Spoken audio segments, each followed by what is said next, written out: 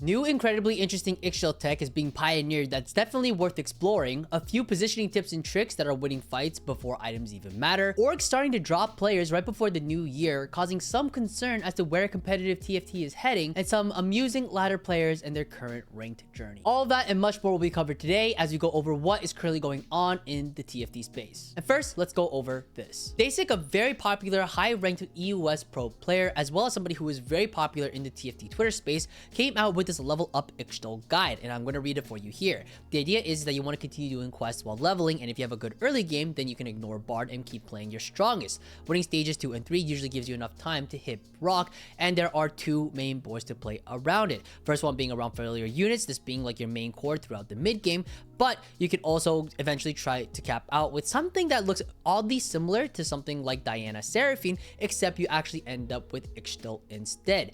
AP items into Seraphine, Zillion, Liz, Azir, etc. can carry, but 80 items can go on units like Mbessa, Warwick, Diana carry, and you can remove these items for them to eventually transfer them onto Brock. There are, of course, multiple variations on who to carry. These are just to name a few.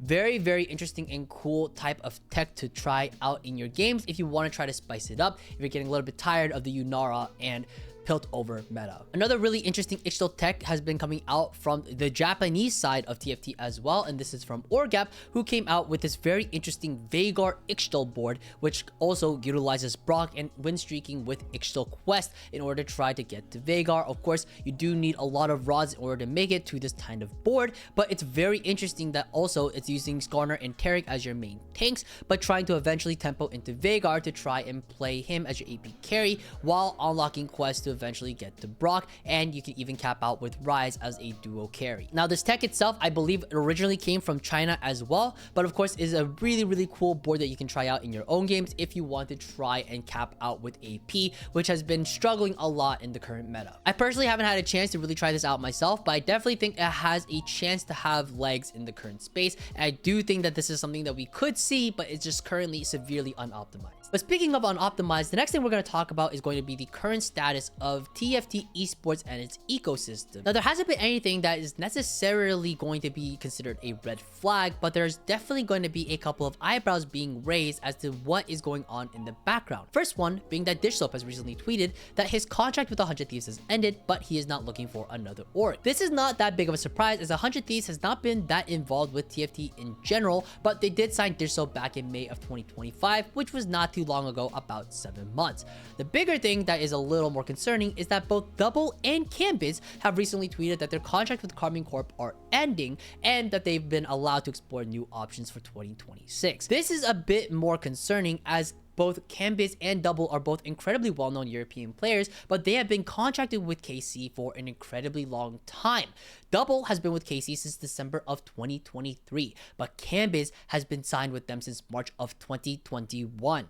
To put that into perspective, March of 2021 was the tail end of set 4.5. I personally had never even played TFT up until that point, so they have been there for an incredibly long period of time, and to see that their contracts are also ending as well is a bit suspicious. And then unfortunately as well, on top of it all, AEG has also mentioned that they are halting all activity moving into 2026, who, if you don't know, they are also a French esports organization who have been around for quite a long time and have had a lot of success with incredible players like Pass the Ball, Go Booster, and etc. All really talented players who unfortunately are also unsigned at the moment. And with all of these organizations removing players from their organizations, it becomes a bit concerning when you think about the state of TFT. For the esports side, when you see a lot of organizations start to pull out from an esport, that can be a bit concerning when it comes to the longevity of the esport itself. I'll keep you updated as more develops on the story, but for now, this is where things are at. But now let's move on and talk about something a little bit more lighthearted and discuss some new tips and tricks when it comes to positioning for your fights. This first tip comes from Kim, who is a well-known APAC analyst, talking about how to position Twisted Fate to get the most value out of him, especially when it comes to playing around Brew. Now, in case you didn't know this already, Brew is one of, if not the most cost-efficient item when it comes to value for your board. TF is going to be the one that's usually holding this item, and because it is a 5 Bilgewater item, you usually get it throughout the mid game at some point, and it can help you really stabilize your board and tempo quite hard. By positioning TF in either D2, D3, or D5, you can maximize the value of Brew by being able to actually hit the backline corner carries. Just note that if you're going to position TF in one of these hexes, D3 does seem to be the least effective, because while it is still able to hit the corner, D2 and D5 is going to be the most effective when it comes to getting the most value out of all of TF's card throws. The next set of tips comes from Meta TFT, which is a TFT stats website that utilizes a ton of tools in order to better you at the game. Now, that being said, the first tip that we're going to talk about is going to be set positioning that comes from positioning data, which shows, incredibly enough, that set's highest win rate and highest play rate hex is A7, and it's not even close. It is severely skewed higher on A7 compared to any other hex. The reason for this disparity is actually explained by Asa, who is an incredibly high ranked and top level player who also runs his own TFT coaching program, but he essentially explains that set can still occupy the hex while doing sit-ups, causing opponent melee carries on their A1 to walk all the way around, which doesn't happen on the other side. The next tip in the Twitter thread talks about T-hex positioning as well, and as you can probably surmise, its best hex is going to be on B7. This is the default positioning for a lot of times, essentially because of the way that the laser works is that normally if your opponent is positioned in a standard manner, you are actually able to snipe the opponent's corner carry on the opposite side fairly consistently. If you are to put the T-hex on the other side because you want to position for the other side, then typically hexes like B1 or C1 are going to be your best options. There is some interesting data that does say that you could have T-hex in either D2 or D3, as well as potentially even A4, but this is probably very niche case scenarios, and with such a low sample size, it's hard to determine why these hexes would be utilized in such scenarios outside of potentially things like double T-hex. The next positioning tip talks about Zillion positioning, where it states that the default positioning is most ideal for D3, D4, and D5.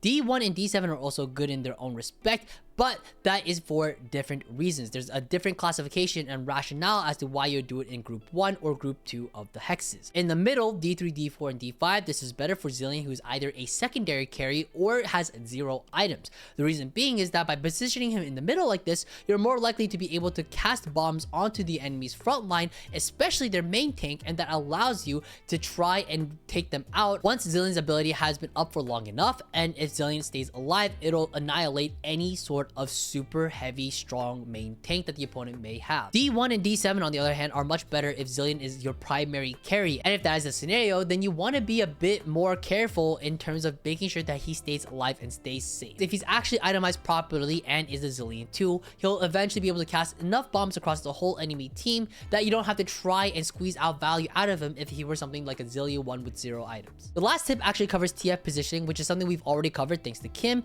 but the data from Meta TFT does seem to state that the hex in D5 is the most common and the best with the highest win rate compared to other hexes overall, but D2, D3, D5, and D6 are still perfectly acceptable when it comes to trying to get the most value out of Twisted Fate. But now for some fun TFT news, let's look at some incredibly popular TFT streamers and their current ranked journeys. Now, just to be clear, I'm not flaming anybody here, and all of these players are well known to be historically very consistently high elo, but right now for the new years, they might either just be running it down or having an incredible time, but I think it's fun to just look at their journeys because we know they're all going to make it back up with their LP in High Challenger in no time. But the first one we'll talk about today is Kiyun's New Year's 6.9 special, where he buffed for excuse me, I'm sorry for laughing, but he went 7 games in a row at 0 LP Master, a 6.9 Master class, but he was eventually able to bring it back up to about 125 LP before the end of his last stream. Again, Kiyun's a beast, he'll make it back in no time. This dude's clearly just having a lot of fun. Emily Wang as well, an incredible player as well, who peaked 748 LP, already hit Challenger at the beginning of the set,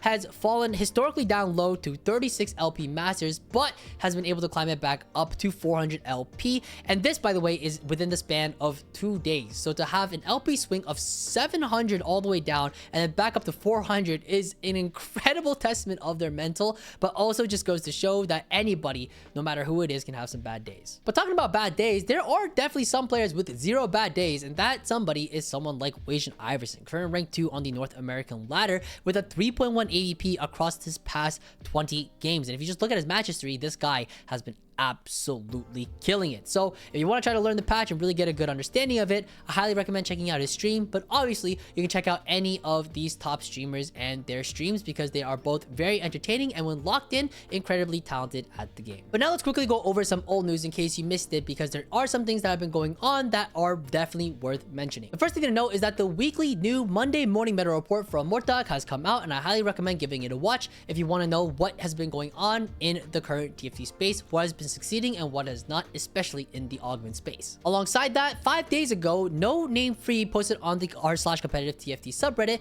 and talked about creating a world's rune board solver, where if you go onto the website, you can actually input 2 emblems here and it'll actually tell you what board you need to be able to play in order to unlock world runes. Definitely very useful if you are a newer player, and I will definitely link this in the description below. And finally, some really awesome anti-T-Hex positioning tech that came from Akala on Twitter, talking about how to actually minimize the damage from T-Hex's laser by having him focus solely on a singular unit rather than the rest of your entire board. And there's an example of this that was played by none other than BoxBox, where you can see it being done here. Okay, watch. T-Hex gets stuck on the Wukong. And look at that whole beat. Look at that. Look at the full wasted value. Yeah, take that, autopilot T-Hex guy. You saw me doing that for a while too, and you didn't do anything about it. Imagine wasting 2 full beams on a monkey.